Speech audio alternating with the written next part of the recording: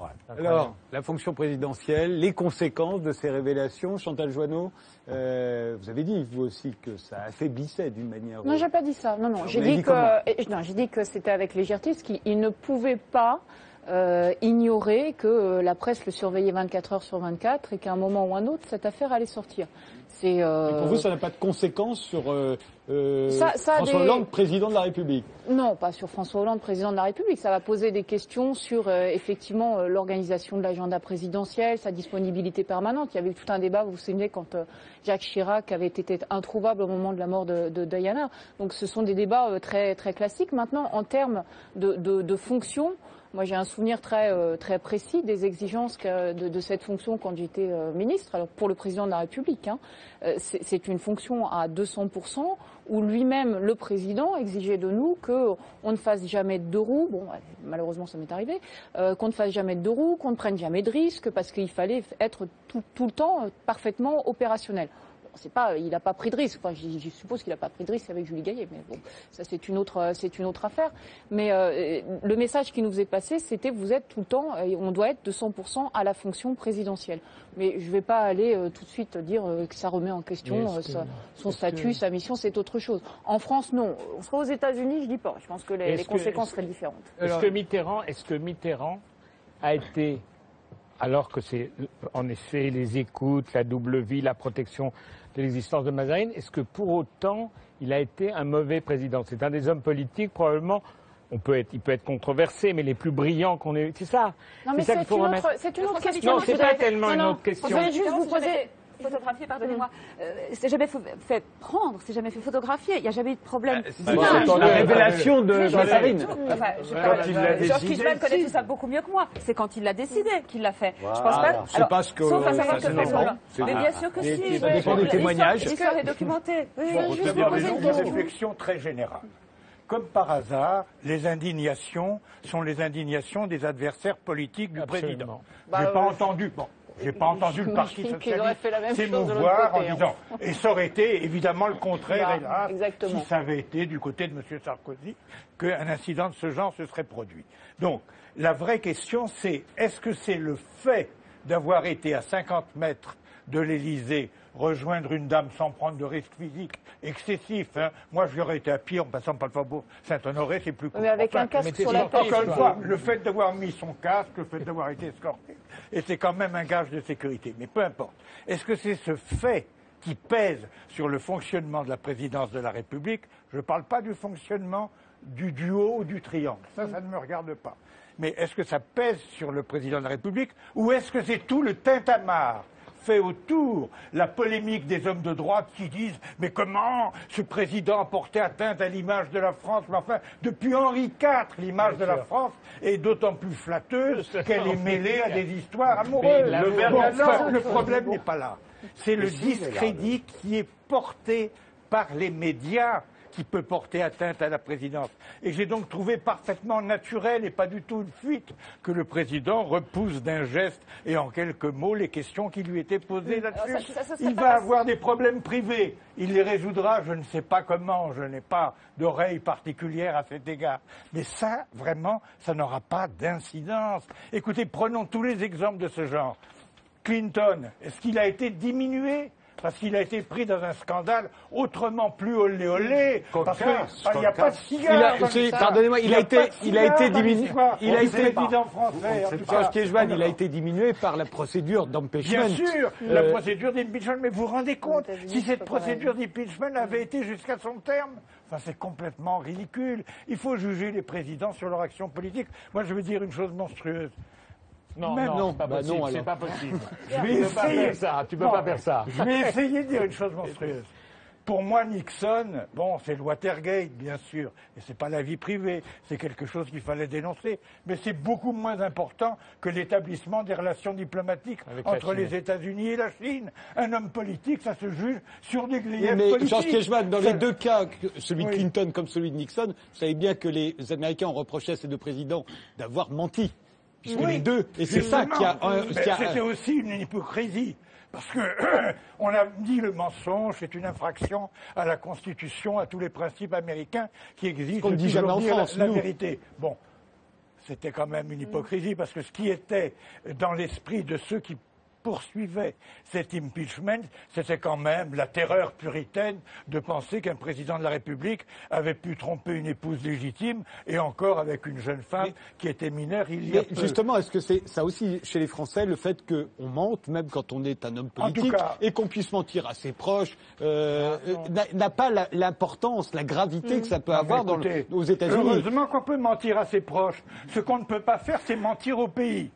Et je peux vous affirmer que, par exemple, j'ai été le secrétaire Pierre Mendès France, il verrait un incident de ce genre aujourd'hui dans la presse, il ne comprendrait pas. Je veux dire, ce qui est important, encore une fois, c'est l'action politique du président. Mais à l'époque, que vous le vouliez ou non, vous le vouliez ou non, vos amis ou presque amis, parce que votre position aujourd'hui est un peu ambiguë. Vos amis font beaucoup plus de mal à la volonté de redressement du président que le fait qu'il ait franchi la rue du siècle pour aller retrouver...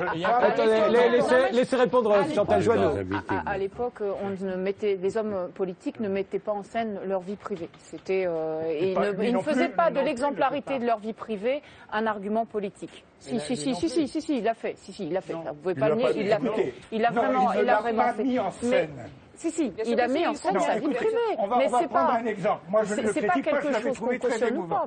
Quand le président Sarkozy, qui n'est pas encore le président, mais qui est le ministre de l'Intérieur, presque président, va sur la 3e chaîne et dit, dans des termes semblables à ceux d'ailleurs de François Hollande, ma famille traverse des moments douloureux. Les présidents traversent des moments douloureux, tout comme nous, c'est ce qui fait qu'on peut se projeter en eux. Ma famille projette des moments douloureux, mais nous allons les vaincre. Il était quand même dans une situation, à la limite, beaucoup plus gênante que ne l'est le président Hollande quand il traverse une rue pour rejoindre une amie. Il n'y a rien d'indécent. Ce que je veux dire aussi, c'est que remarquez une chose, comme le disait Solers, qui a admiré tout d'un coup sa vérité. Moi, ce qui m'a beaucoup ému, c'est qu'on voit le drame que ça a dû être pour lui. Et quand il a fait sa conférence de presse, la clarté, la justesse, la pertinence, qui n'a jamais hésité, alors qu'il est dans un drame probablement émotionnel très fort, ça donne confiance à l'homme politique qu'il est, parce que... Pouvait-il ignorer qu'un jour ou l'autre, la presse... Non mais attendez, vous avez vu qui ne se serait pas effondré, peut-être humainement, dans le drame qu'il vit. Il a fait une conférence de presse absolument qui montre l'homme qu'il est, l'homme viril, le roc qu'il est, comment il tient depuis le moment où il est parti tout seul. Bah, écoutez, vous êtes bien partisan de quelque chose. Sophie Coignard et Alberto Toscano. Non, mais il est parti depuis la petite ville de Corrèze, il est arrivé où il est. C'est quelqu'un qui a de la droiture, de la force, et qui est quand même un homme politique. Sophie Coignard, Sophie Coignard et Alberto Toscano. C'est une jolie séquence promo, mais c'est pas complètement comme ça. Attendez, avec ce qu'on entend de Copé, Mélenchon et autres tarés... Non, pas d'insultes, pas d'insultes. Pas d'injures. On peut quand même avoir un peu un autre discours. Je vis aux États-Unis, qui est un pays où il y a des choses qui peuvent être considérées comme exagérées, mais je peux vous dire que pour les journalistes américains, pour mes confrères, je travaille là-bas, j'enquête là-bas, une conférence de presse où le président se serait conduit, comme François Hollande, en évacuant d'un revers de la main la chose. Ah oui, mais on n'est pas en Amérique, madame, on est en France. Je vous dis juste qu'il y a différentes conceptions de la démocratie et qu'on peut se demander si effectivement un président qui en reste là, effectivement, il a raison de le faire, puisque dans la salle, on ne peut pas dire que ça déménage tellement. Est-ce que c'est vraiment exemplaire? Est-ce que c'est vraiment une manière, comment dirais-je, d'incarner la force, d'incarner une présence face à la crise? C'est une manière d'incarner la dignité, de refuser la démagogie. S'il avait fait le contraire, alors là, j'aurais eu un certain dédain pour lui. Je constate, effectivement, je ne prends pas parti sur le fond. Je crois que tout le monde a le droit de critiquer ce qu'il a dit sur le fond. Je trouve ça très bien. Jean-Michel Rivre trouve ça très bien, mais tout le monde n'est pas obligé de trouver ça très bien. Je ne parle que de la forme, de l'attitude. Effectivement, il n'a jamais eu une attitude aussi présidentielle que ce jour-là. C'est presque monarchique. Absolument. C'est-à-dire quand même circuler, il n'y a rien à voir. Ce qui est une attitude présidentielle ou, comme dit Chantal Joanneau, monarchique. Ce qui est un peu pas totalement étrange, dans une Alberto démocratie. Toscano et après Philippe Sonners. Moi, je suis peiné que ici, il y a beaucoup de gens, moi y compris Madame Coignard dans un de vos livres, ce qui m'a plutôt fait sourire sourire qu'autre chose. Il y a un tas de gens qui ont été critiqués sur des anecdotes vraies ou fausses. Si vous allez jusqu'au bout, il faudrait modifier ce fameux article 11 de la Déclaration des droits de l'homme qui appartient au texte constitutionnel. Je reprends ce texte. La libre communication des idées et des opinions est un des droits les plus précieux de l'homme. Il faudrait dire, à vous suivre, la libre communication des idées, des opinions et des ragots est un des droits les plus précieux de l'homme. On ne peut pas aller jusque-là. Attendez, pardonnez-moi, je crois vraiment avoir été très très loin de ça, donc vous pouvez me faire dire ce que je n'ai pas dit, mais simplement, en l'espèce, on parle tous de quelque chose qui a été publié dans un journal, c'est des photos, c'est pas tout à fait un ragot, c'est un peu plus qu'un ragot et un peu moins qu'une information. Les rumeurs et les ragots, Monsieur Kijman, vous êtes bien placé pour le savoir, sont des choses qui sont très lourdement condamnées par la justice française, et c'est très bien comme ça. Et c'est très bien comme ça. Vous savez, comme moi, bien beaucoup mieux. Vous savez très bien que les indemnités qu'accordent les tribunaux français sont dérisoires. Si aux États-Unis, précisément, vous êtes condamné pour diffamation, vous risquez d'y perdre tout votre patrimoine. Les quelques milliers d'euros auxquels sont condamnés les gens qui se rendent coupables de ce genre de faute rentrent dans les frais généraux. Écoutez, aujourd'hui, moi aussi voulant être informé sur l'éditorial de Closer, je suis rentré à 16h chez mon marchand de journaux et j'ai demandé à acheter Closer. On m'a dit, mais vous rigolez, il a été mis en vente à 9h, vous pensez bien qu'à 16h, il n'y en a plus d'exemplaires. Donc, si vous voulez, ce qu'il faudrait peut-être souligner, c'est vrai, c'est qu'il y a une demande, que cette demande est elle aussi malsaine, et que, hélas, je crois qu'il faudra beaucoup de débats d'idées pour qu'on arrive à rallier le public à l'idée que... Non, mais excusez-moi, mais quand un président de la République met sous contrôle un téléphone dans le local public pour intercepter des coups de fil d'un écrivain et d'un journaliste, ça c'est pas malsain. De qui parlez-vous là? Non, mais c'est Mitterrand là. C'est Mitterrand. Excusez-moi, je parle de François Mitterrand, que d'ailleurs j'admire énormément parce qu'il a créé l'Europe actuelle et il a bien fait, et c'est grâce à lui s'il y a l'euro, et vive Mitterrand d'un point de vue européen. Mais quand on parle de malsaine, alors on regarde l'ensemble. On ne parlait pas du coup de téléphone, là on parlait du côté Panem et Circenses public. Bien sûr que la société des pains et des jeux quand même. Excusez-moi si je me permets. La société réelle est moins belle de ce que nous on imagine. On est tous d'accord. Et la chose qui m'étonne est cette idéologisation maniacale qui existe en France dans le débat politique. Si Nicolas Sarkozy fait une chose qui s'apparente à un ragot, qui peut donner lieu à des ragots, toute la gauche lui saute dessus et la droite dit qu'il est un homme merveilleux, un santo subito, comme on a dit de Jean-Paul. Quand c'est par contre François Hollande, tout le Parti socialiste dit que c'est une merveille et la droite lui saute dessus. Mais pourquoi? Pourquoi on n'entre pas en France aussi, comme c'est en Allemagne, comme c'est ailleurs, dans une logique un peu plus libre du débat? Non, mais pourquoi? Mais moi, si j'étais socialiste, si j'étais ami de François Hollande, je me suis levé pour lui dire, mon cher François Hollande, je t'aime beaucoup sur 1000 choses, mais là, tu n'as pas tenu compte. Tu as fait ce que ça a donné, reconnaissez. Je pense que la France avait plus beaucoup de sujets de conversation. Ça leur a donné un quand même. Là, tout le monde parle que de ça. C'est pas mal avec intelligence comme vous. Et Dieudonné. Donc voilà, c'est ça. Mais il y a un côté quand même du pain, comme ça, des jeux et du cirque quand même qui est un tout petit peu fatigant. Une des limites de la vie privée, c'est effectivement la vie privée de celui qui se met en scène, comme disait Chantal Joanneau tout à l'heure. Or, j'ai donné cet exemple de Nicolas Sarkozy se mettant en scène dans des conditions qu'encore une fois, moi j'approuvais à l'époque, parce que je trouvais très émouvant et courageux ce qu'il faisait, qui décide d'aller sur la chaîne de la 3 et d'expliquer qu'il est dans une situation sentimentale difficile. Est-ce que c'est pas parce qu'il y avait eu un magazine qui avait révélé le départ de son épouse? Mais en tout cas, il a choisi d'ouvrir le débat. François Hollande n'a jamais rien fait de ce genre. Il n'est pas venu sur une chaîne de télévision pour dire, vous savez, actuellement, j'ai le cœur qui a des sauts. Vous n'êtes qu'au début du film. Comment pouvez-vous dire que vous connaissez, que c'est arrêté, que c'est fini? Pas du tout. Le film ne fait que commencer, cher ami. Et ne nous racontez pas la fin. Je préfère qu'on le découvre. Non, mais j'ai déjà le script de tous les... Et justement, c'est ce qui m'inquiète. Voilà, premièrement. Deuxièmement, est-ce que la fonction présidentielle est atteinte par par ce qu'on a appelé quelque chose de... Je m'insurge contre le mot trivial ou anecdotique. C'est une histoire d'amour et je respecte l'amour. Et je trouve c'est une force qu'a eue François Hollande. Donc, est-ce que la fonction est atteinte? La fonction crée l'organe, mais là, pour une fois, je dois dire, je salue, l'organe a été à la hauteur de la fonction. Gérald Bronner.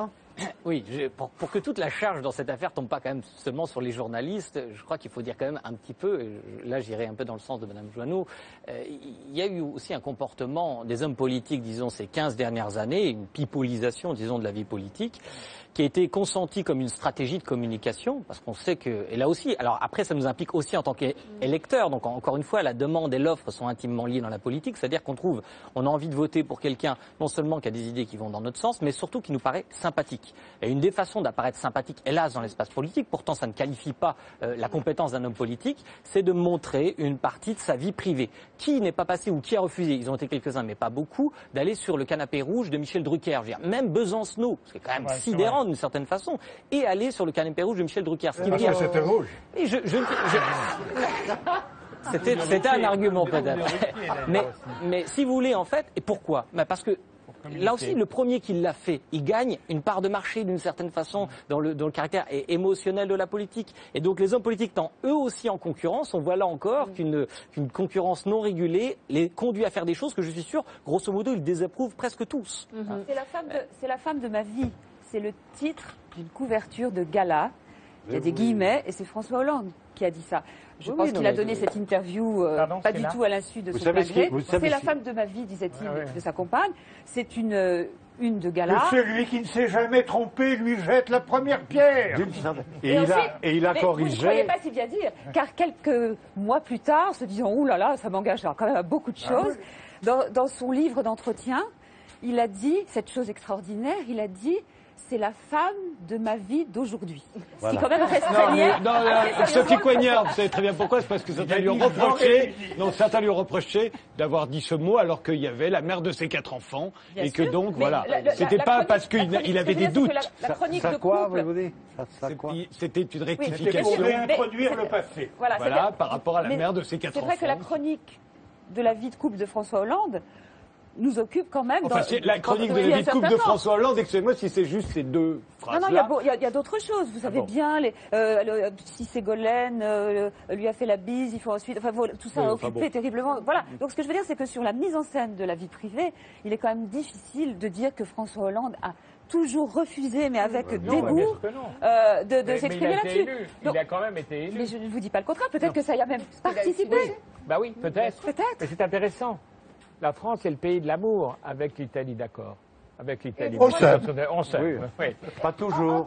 Aujourd'hui. Je me suis je n'ai pas la réponse, mais c'est mon vieil instinct féministe. Mais vous croyez que si une femme avait eu cette attitude, si une femme avait été présidente, déjà on peut rêver, première étape, mais qu'en plus elle ait vous y arriverez très bien. C'est une autre histoire. Elle ait eu cette affaire, est-ce que vous croyez que les réactions auraient été pareilles? Je n'ai pas la réponse. Moi je pense que ce sera les mêmes, à partir du moment où il y a une valeur de vous êtes bienveillant, je vous aime bien. Mais je vous remercie ça vous honore de m'aimer bien. Mais je veux dire que je pense qu'à partir du moment où vous êtes une femme politique, qui est une femme politique admirée, qui est une femme politique qui a des idées, qui, comme François Hollande, a un vrai programme, etc., je ne vois pas en quoi il y aurait aujourd'hui un assassinat de votre fonction. Parce que les stéréotypes ne sont pas les mêmes. D'abord, une femme ne peut pas être présidente de la République. Attendez, moi, je vous défendrai. C'est la loi Sali. Je vous défendrai. Non, Gérald Bronner. Oui, je pense que l'histoire serait hélas pas du tout la même. Les stéréotypes sociaux sont pas du tout les mêmes. C'est assez banal de dire ça. Je crois que ce serait très défavorable, malheureusement, pour une femme politique qui serait pris le doigt dans le pot de confiture. J'espère que non, j'en sais rien. Mais j'ai un peu l'intuition. En réalité, le seul débat qui est légitime est un débat d'ordre moral et matrimonial.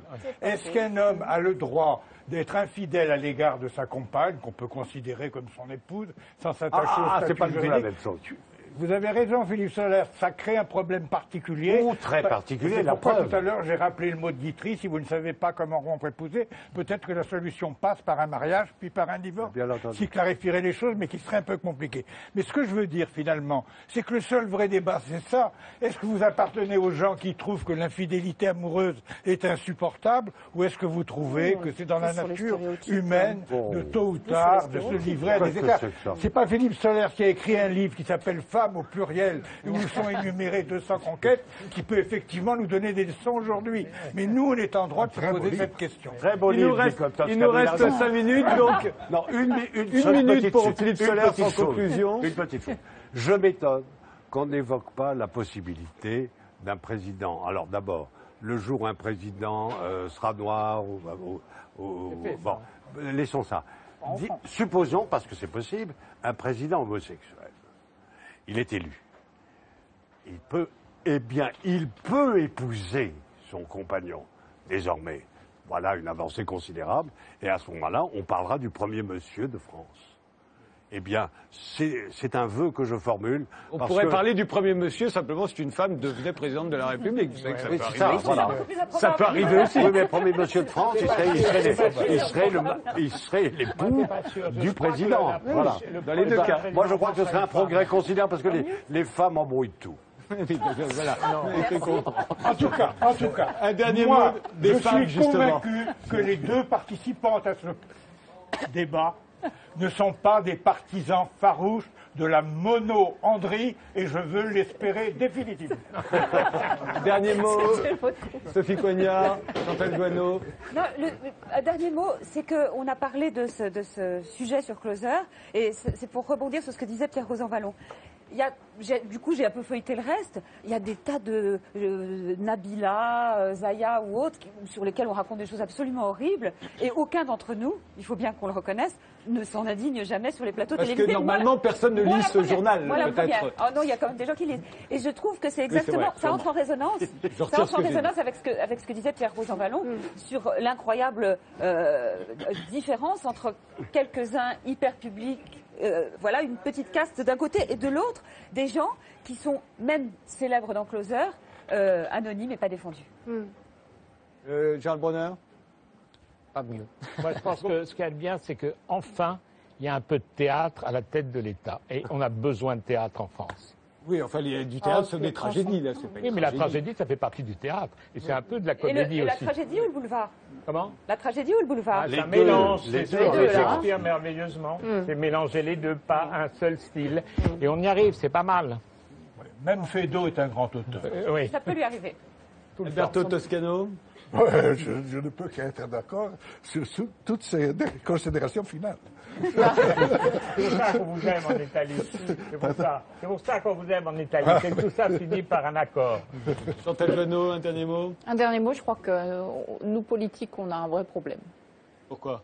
Justement, sur cette frontière de ce que nous exposons, de ce que nous n'exposons pas, de ce qui est légitime. Vous avez été clair dès le début, vous avez dit, nous n'avons plus de vie privée. Donc, même si nous le souhaitons, même si nous le souhaitons, mais après, il ne faut pas tomber dans les fameux stéréotypes qui sont faux. La sincérité est un vrai sujet.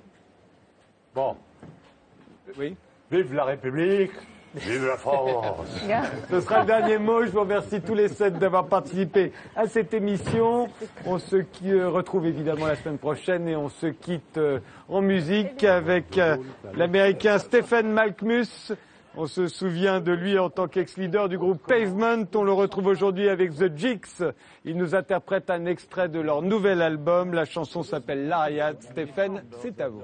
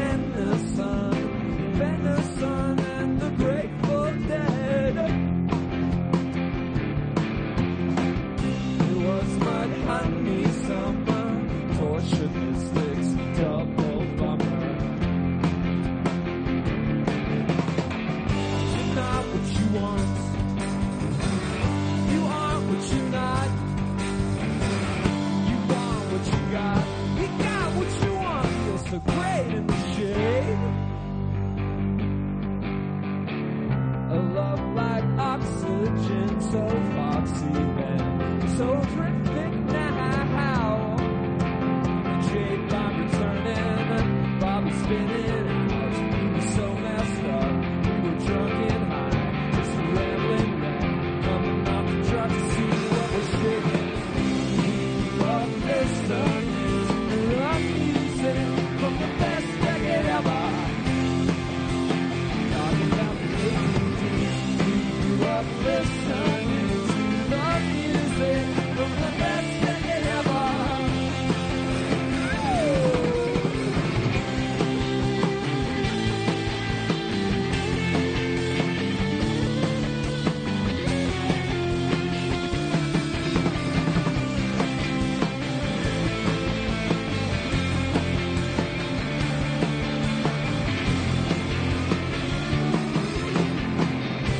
We grew up listening to the music from the best decade ever.